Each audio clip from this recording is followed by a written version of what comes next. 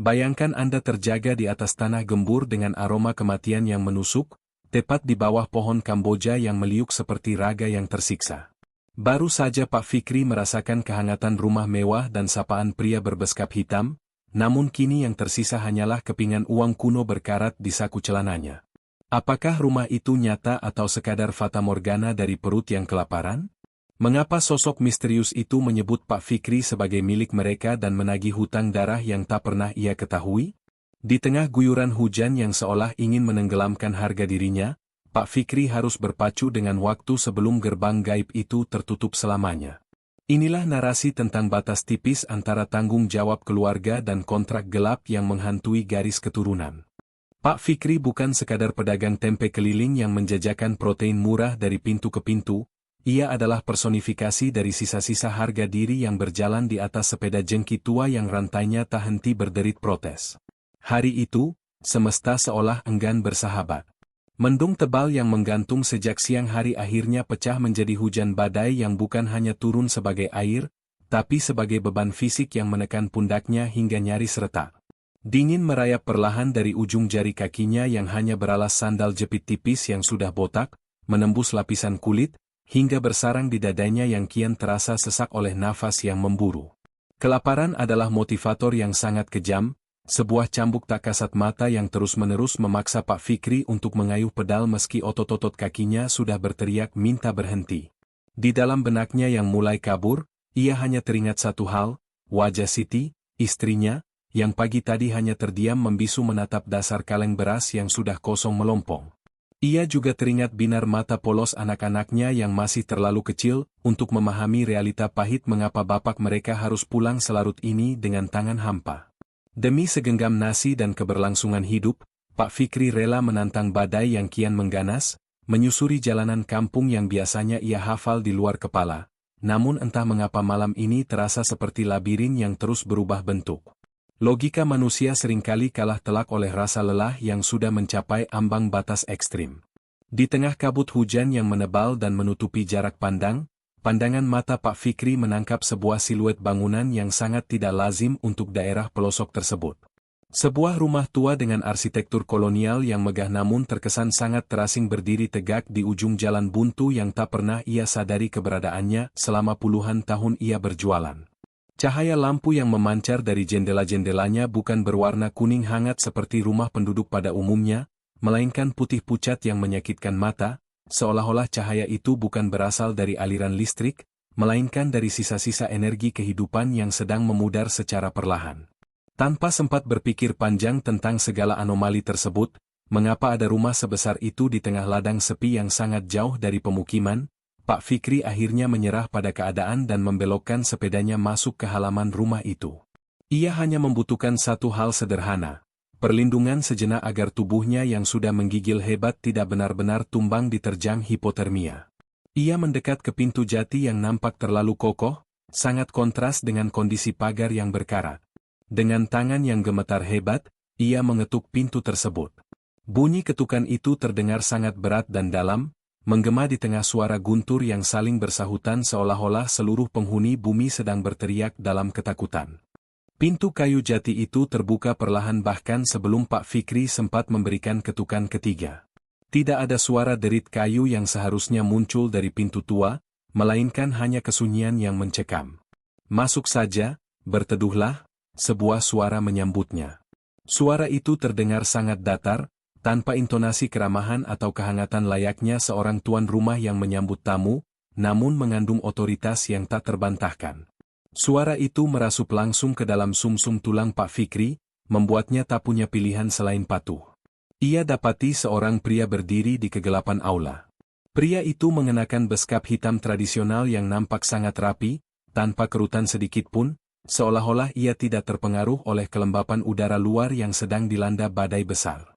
Pak Fikri melangkah masuk dengan perasaan ragu, menyeret sepedanya yang basah kuyup ke dalam aula yang terasa sangat luas, jauh lebih luas daripada penampakan luar rumah tersebut. Aroma di dalam rumah itu segera menyerang indera penciumannya dengan sangat agresif. Itu adalah campuran antara bau tanah basah yang baru digali, kemenyan yang sangat pekat, dan wangi bunga melati yang menusuk hidung hingga menciptakan sensasi mual yang tertahan di tenggorokan. Pak Fikri tidak menyadari sepenuhnya bahwa setiap langkah yang ia ambil meninggalkan jejak yang aneh di atas lantai. Lantai itu tidak terasa keras seperti ubin atau kayu jati berkelas, melainkan terasa sedikit lunak dan lembab, seolah-olah ia sedang berjalan di atas sesuatu yang hidup namun dalam kondisi mati suri. Duduklah di sana. Kamu sudah terlalu lama berjalan di jalan yang salah, Fikri, ucap pria itu sembari menunjuk sebuah kursi kayu berukir naga di sudut ruangan yang gelap. Pak Fikri tersentak hebat. Bagaimana mungkin pria asing yang baru ia temui ini tahu namanya dengan begitu tepat?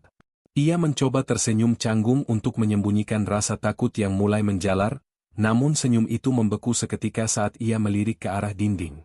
Bayangan pria berbeskap itu di dinding nampak sangat tidak sinkron dengan gerakan aslinya. Bayangannya berukuran jauh lebih besar, bergerak dengan jeda beberapa detik, dan nampak seolah-olah memiliki tanduk atau mahkota runcing di kepalanya. Suara-suara bisikan mulai mengisi setiap inci sudut ruangan yang tidak terjangkau cahaya. Awalnya terdengar seperti denggungan lebah yang jauh, namun lama-kelamaan suara itu berubah menjadi gumaman ratusan suara manusia yang tumpang tindih secara mengerikan. Pak Fikri bisa mendengar suara tangisan bayi, tawa wanita yang melengking lirih, hingga rintihan pria dewasa yang meminta tolong secara terus-menerus. Jangan takut, itu hanya suara keluarga saya yang sedang menyambutmu. Mereka sangat senang ada tamu yang berkunjung setelah sekian lama gerbang ini tertutup, kata si pemilik rumah dengan senyum tipis yang terasa sangat dingin. Rahasia berlapis pria ini mulai tercium, ia bukan sekadar pemilik rumah tua, melainkan penjaga sebuah dimensi yang seharusnya tetap menjadi rahasia bagi mereka yang masih bernafas. Keanehan mencapai puncaknya ketika Pak Fikri tanpa sengaja melirik kembali ke arah sepedanya yang ia sandarkan di dekat pintu masuk. Keranjang tempe yang ia bawa dengan susah payah berubah wujud secara visual yang mengerikan. Bukan lagi kain penutup kusam yang ia lihat, melainkan gundukan tanah merah segar yang masih mengeluarkan uap panas, persis seperti tanah yang baru saja dikeluarkan dari liang lahat yang dalam. Ia mencoba berdiri dengan panik, namun seluruh persendiannya terasa kaku secara mendadak, seolah-olah ada ribuan tangan pucat tak kasat mata yang memegangi pergelangan kakinya dari bawah permukaan lantai yang lunak tersebut. Detik berikutnya, sebuah serangan rasa kantuk yang luar biasa dahsyat tiba-tiba menerjang kesadarannya. Itu bukan sekadar rasa lelah biasa, melainkan sebuah paksaan biologis yang tidak mungkin bisa ia lawan dengan kehendak manusia. Pandangannya mulai kabur secara perlahan, melihat bagaimana langit-langit rumah mewah itu mulai retak dan runtuh menjadi serpihan kegelapan. Saat ia akhirnya benar-benar terjaga, sebuah rasa sakit yang tajam menghantam seluruh punggung dan kepalanya. Ia tidak lagi berada di atas kursi kayu naga yang mewah. Ia tergeletak secara terhina di atas tanah gembur yang mengeluarkan aroma busuk menyengat, aroma yang sangat ia kenal selama ini sebagai penanda kematian yang murni dan tidak terbantahkan. Pak Fikri tersentak bangun, nafasnya memburu dengan sangat hebat saat menyadari kenyataan pahit bahwa ia sedang berada di tengah-tengah kompleks pemakaman tua yang paling angker dan dikeramatkan di wilayah tersebut. Tempat ini adalah pemakaman para leluhur yang sudah lama ditinggalkan dan tertutup rapat oleh semak belukar yang berduri. Tidak ada rumah megah berarsitektur kolonial, tidak ada aula luas yang hangat. Yang ada hanyalah sebuah pohon Kamboja tua berukuran raksasa yang batangnya meliuk-liuk secara aneh, menyerupai gestur tubuh manusia yang sedang meronta dalam penderitaan. Cahaya putih yang tadi ia kira sebagai lampu rumah ternyata hanyalah pantulan pucat rembulan yang menyelinap di sela-sela awan mendung, jatuh tepat di atas deretan nisan batu yang sudah pecah berantakan. Kontroversi mulai merasuki akal sehatnya yang tersisa.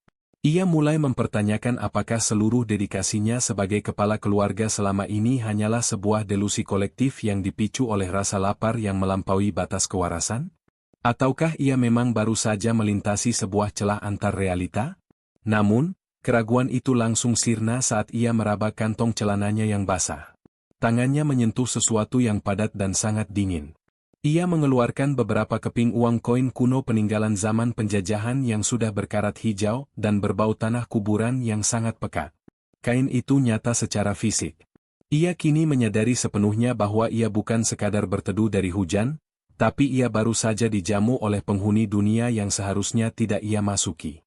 Dengan sisa-sisa tenaga dan keberanian yang ia miliki, Pak Fikri bertekad untuk segera keluar dari labirin nisan tersebut. Ia mulai berlari tak tentu arah, namun seolah-olah geografi tempat itu telah dipermainkan oleh kekuatan jahat yang tidak ia pahami. Setiap kali ia melangkah menuju gerbang pemakaman yang nampak di kejauhan, langkahnya selalu membawanya kembali secara ajaib ke titik awal. Tepat di depan sebuah liang lahat yang nampak baru saja digali dengan ukuran yang sangat presisi dengan bentuk tubuhnya. Sosok pria berbeskap hitam itu muncul kembali secara tiba-tiba, berdiri statis di ujung makam tersebut dengan tatapan mata yang kini tidak lagi datar, melainkan penuh dengan kebencian dan dendam yang membara. Kamu telah memakan waktu kami dan menikmati perlindungan kami, Fikri. Sekarang adalah saatnya kamu membayar hutang itu dengan sisa waktumu sendiri di dunia ini. Suara itu menggema dari segala arah, bukan berasal dari mulut pria tersebut, melainkan seolah-olah keluar dari dalam tanah yang sedang ia pijak. Pak Fikri jatuh tersungkur dalam kondisi yang sangat mengenaskan. Ia teringat akan ambisi butanya yang seringkali mengabaikan keselamatan diri demi mengumpulkan rupiah demi rupiah. Inilah kontroversi batin yang paling dalam. Apakah alasan mencari nafkah yang suci bisa membenarkan seseorang untuk bermain-main di wilayah yang sudah jelas dilarang oleh adat dan hukum Tuhan? Dalam puncak keputusasaan yang melumpuhkan, Pak Fikri mulai merapalkan doa-doa perlindungan yang sudah bertahun-tahun lamanya ia lupakan karena kesibukan dunianya. Ia menyadari sepenuhnya bahwa selama ini ia terlalu sibuk mengejar harta, hingga lisannya jarang sekali dibasahi oleh zikir dan doa. Setiap ayat suci yang meluncur dari bibirnya yang pucat dan gemetar nampak seperti percikan api yang membakar udara dingin di sekitarnya. Pria berbeskap itu mulai mengerang kesakitan, wajahnya yang tadi rapi perlahan-lahan meleleh seperti lilin yang diletakkan di atas bara api, menampakkan struktur tengkorak yang dipenuhi ulat dan sisa-sisa daging yang membusuk secara mengerikan. Suara bisikan ribuan roh di sekeliling pemakaman itu kini berubah menjadi jeritan histeris yang memekakan telinga, seolah-olah mereka semua sedang disiksa secara bersamaan. Tanah di bawah kaki Pak Fikri mulai bergejolak dan retak, seolah-olah ingin menelannya bulat-bulat ke dalam perut bumi. Pergi dari sini sebelum kami benar-benar menjadikanmu bagian permanen dari pondasi rumah ini, teriak sosok itu dengan suara parau yang menyayat hati. Pak Fikri tidak menoleh lagi untuk kedua kalinya. Ia berlari sekuat tenaga dengan kaki yang lecet, meninggalkan sepeda kesayangannya dan seluruh dagangan tempenya, hanya membawa satu hal yang tersisa di dalam dirinya, nyawa yang masih berdenyut tipis namun penuh dengan penyesalan. Pak Fikri akhirnya ditemukan oleh beberapa warga kampung di pagi hari yang buta saat mereka hendak berangkat ke sawah. Ia terkapar pingsan dengan posisi yang tidak wajar, memeluk sebuah batu nisan tua yang nampaknya milik salah satu tokoh adat kampung yang telah meninggal lebih dari seabad yang lalu. Saat ia akhirnya siuman di rumahnya sendiri, kondisi fisiknya memang perlahan-lahan pulih dengan perawatan Siti, namun jiwanya nampak telah tercabut dari akarnya secara paksa. Ia kini bertransformasi menjadi sosok yang sangat pendiam dan tertutup. Seringkali ditemukan duduk diam menetap ke arah jendela setiap kali hujan mulai turun dengan pandangan yang kosong sekaligus penuh ketakutan yang mendalam. Masyarakat kampung yang semula bersimpati kini mulai menyebarkan desas-desus yang sangat menyakitkan hati. Kontroversi mengenai kejadian malam itu berkembang menjadi bola liar yang tak terkendali. Ada warga yang secara terang-terangan menuduhnya sedang mempraktikkan ilmu pesugihan yang gagal karena tidak mampu menyediakan tumbal. Ada pula yang menyebutnya telah kehilangan akal sehat secara permanen karena tekanan beban hutang yang menumpuk. Inilah realitas sosial yang sangat pahit dan kontroversial. Seorang pejuang keluarga yang nyaris kehilangan nyawanya di dimensi lain justru dipandang dengan penuh curiga dan hinaan oleh lingkungan sosial yang seharusnya memberikan dukungan moral. Istrinya, Siti, hanya bisa pasrah sembari terus mendoakan kesembuhan trauma suaminya yang kian hari kian mengkhawatirkan. Rahasia yang paling mengerikan dan membuat bulu kuduk merinding baru terungkap beberapa minggu kemudian saat Pak Fikri memberanikan diri untuk membersihkan uang koin kuno yang masih ia simpan sebagai bukti kejadian itu. Di balik lapisan karat hijau yang sangat tebal, terukir sebuah nama keluarga yang membuatnya hampir pingsan untuk kedua kalinya dalam hidupnya. Nama yang terukir jelas di sana adalah nama kakek buyutnya sendiri, yang menurut sejarah keluarga, menghilang secara misterius puluhan tahun silam tanpa meninggalkan jejak sedikitpun. Ia menyadari sepenuhnya bahwa pertemuan di rumah tua itu bukanlah sebuah kebetulan matematis. Pria berbeskap hitam itu adalah leluhurnya sendiri yang sedang menagih janji atau kontrak darah masa lalu yang belum sempat dilunasi oleh keturunannya. Hingga saat ini, setiap kali awan mendung mulai menggantung rendah di cakrawala dan rintik hujan pertama membasahi atap rumah, Pak Fikri akan segera menutup rapat semua celah pintu dan jendela di rumahnya. Ia tahu betul dengan segenap kesadarannya bahwa rumah mewah di tengah pemakaman itu tidak pernah benar-benar menghilang atau hancur. Rumah itu tetap berdiri kokoh, menunggu di sebuah dimensi yang berbeda namun sangat dekat, bersiap untuk membukakan pintunya kembali bagi siapa saja yang terlalu lelah untuk berpikir secara logis dan terlalu lapar hingga melupakan perlindungan Tuhan. Bekas-bekas kejadian malam itu tak akan pernah benar-benar pergi dari ingatan dan jiwanya, selama hujan masih turun membasahi bumi dan menghapus jejak langkah manusia yang tersesat di jalan yang salah. Pak Fikri kini memang telah kembali ke pelukan keluarganya, namun jiwanya tetap tertinggal sebagian di balik rimbunnya pohon Kamboja itu. Meski dinding bambu rumahnya terasa nyata, bisikan-bisikan gaib dan rasa sesak setiap kali hujan turun menjadi pengingat permanen bahwa ia pernah melintasi batas yang seharusnya tidak disentuh oleh manusia. Ia selamat, namun hidup dalam kewaspadaan abadi terhadap hutang masa lalu yang sewaktu-waktu bisa kembali menagih. Hikmah utama dari kisah ini adalah bahwa dalam perjuangan mencari nafkah, kita harus tetap waspada dan memohon perlindungan Allah, karena ada dimensi lain yang tidak selalu menyambut kehadiran manusia dengan baik.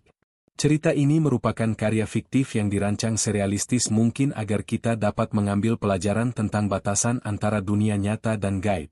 Terima kasih tulus telah menyimak kisah ini hingga akhir. Mari berbagi di kolom komentar mengenai hikmah apa yang Anda dapatkan. Dan jangan lupa berikan like serta subscribe jika Anda merasa cerita ini bermanfaat agar tidak ketinggalan kisah edukatif lainnya.